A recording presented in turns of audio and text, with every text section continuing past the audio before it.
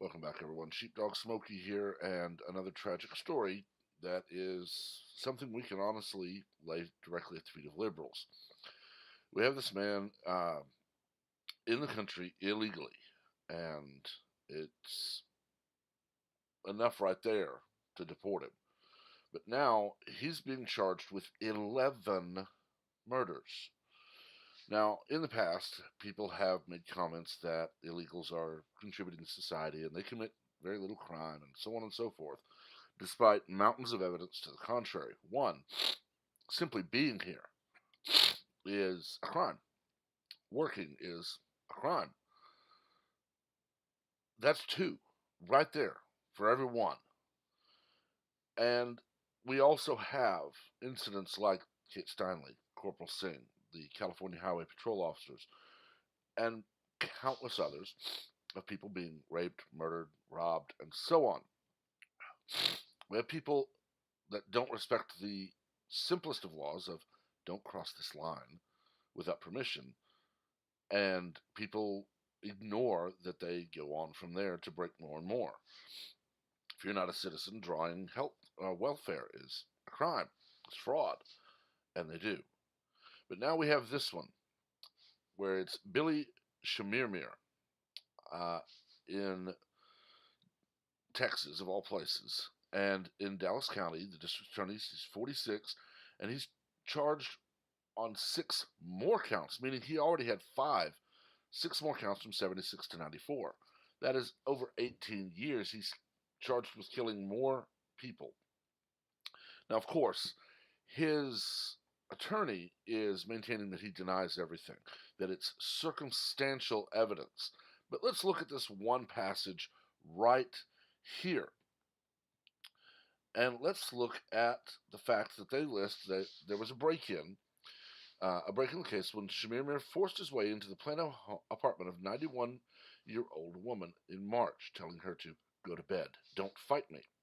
According to an arrest affidavit filed in Collin County, the woman was smothered with a pillow into unconsciousness and robbed. However, paramedics revived her, and she told investigators that her attacker had stolen a box containing her jewelry. Police identified Shamir from a license plate number and were able to find and tail him days later when they watched him throw a jewelry box into a trash bin. They traced the box back to the woman he had robbed.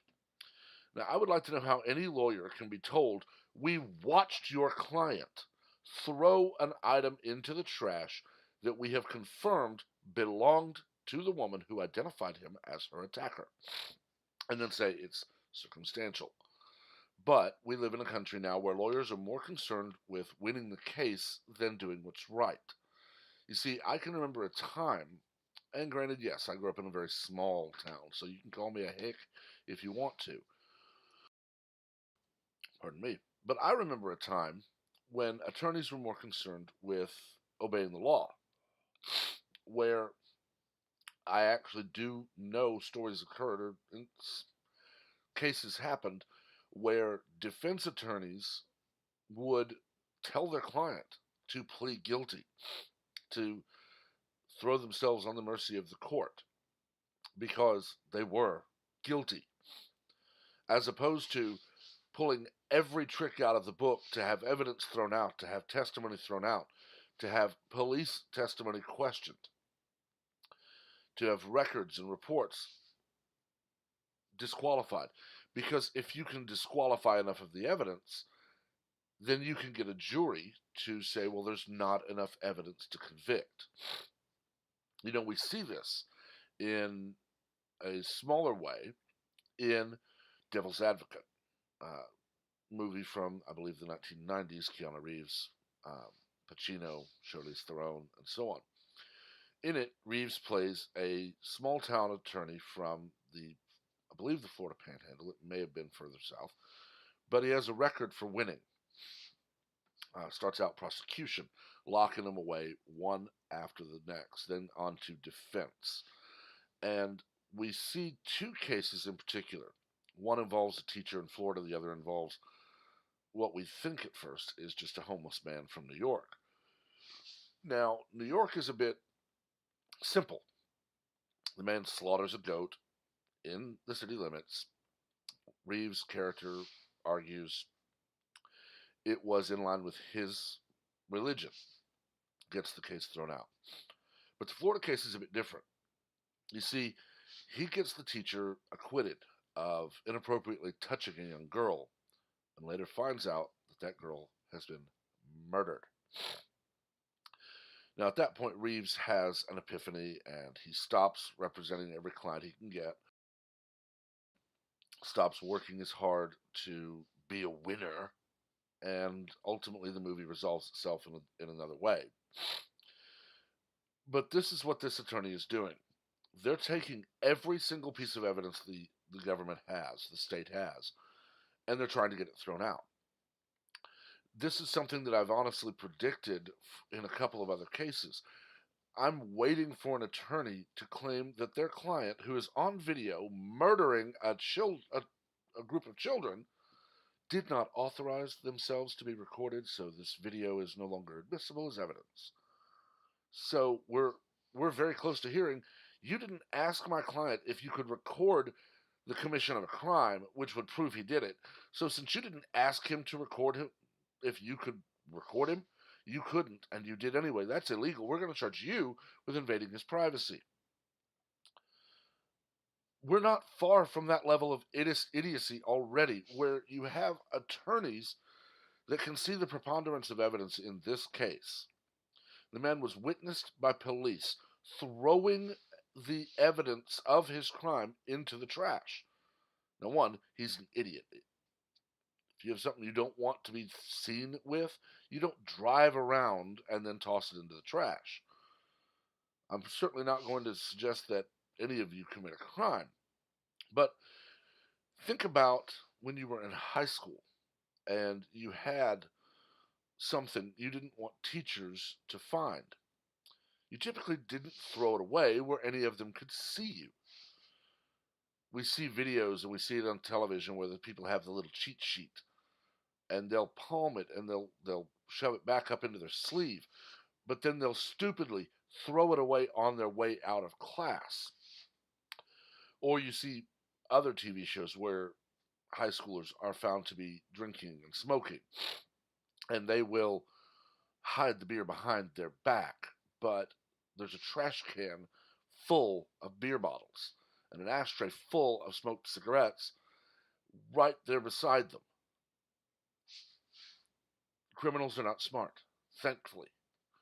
And this is one where, honestly, I want the judge to ask the defense attorney, we have two officers with stellar records, and they watched your client throw away the very item that was taken from this woman who was smothered, thankfully only to unconsciousness. How is it you could call that circumstantial? Now, of course, this idiot's probably going to claim he found it, or someone gave it to him, or he bought it and it wasn't what he wanted after all. So, of course, he found a jewelry box and then went to throw it away, or it was given to him and he threw it away, or he bought it and then threw it away. It's going to be a circus. But this story, in and of itself, is yet more proof that we need to actually enforce our immigration laws. This man has been in the country illegally for almost as long as I've been alive. I mean, for crying out loud. He's 46. This was reported this year. So that's born in 1973. And actually, I do have one correction. It's not 6 more deaths between 1976 and 1994. My mistake, I read that wrong.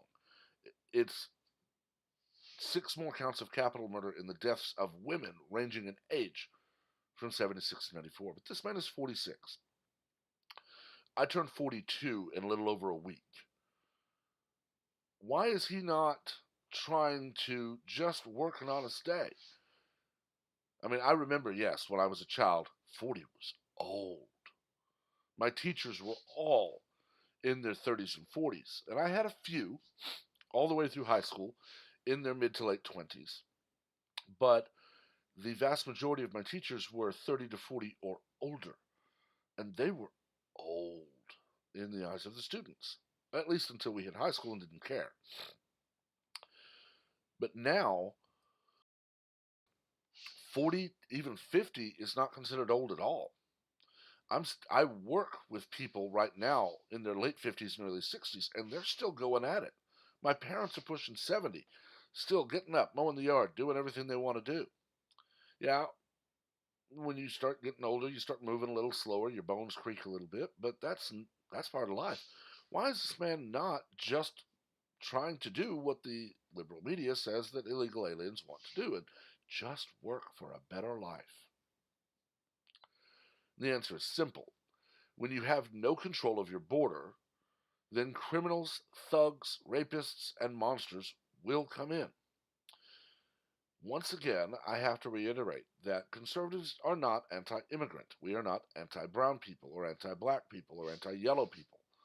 We are anti criminal.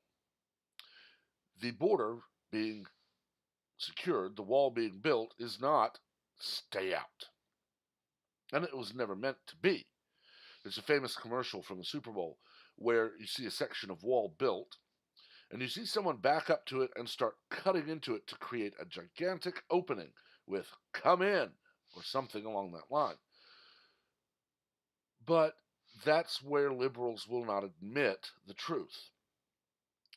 With a wall, there are doors in the wall, to use a euphemism. There are points at the border where you can legally cross. There is Brownswood, Texas. There's El Paso, Texas. Laredo, I believe, is an authorized crossing, or at one time was. You have places in New Mexico, Arizona, San Diego, and California. Pardon me. But you have places where you can come to the door and knock, as it were. Now, you see, liberals and illegals hate that because when you come to the door and knock, you might be told no.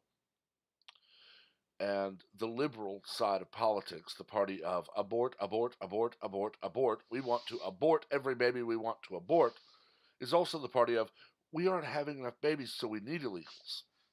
It's a concerted effort. It is an effort to tell Americans not to have children. It is an effort to teach the young people of this country have all the sex you want and then abort the baby. You don't have to have kids, just get an abortion. And then in the next breath, complain that we don't have enough children being born to replace the current workforce, so we need immigrants.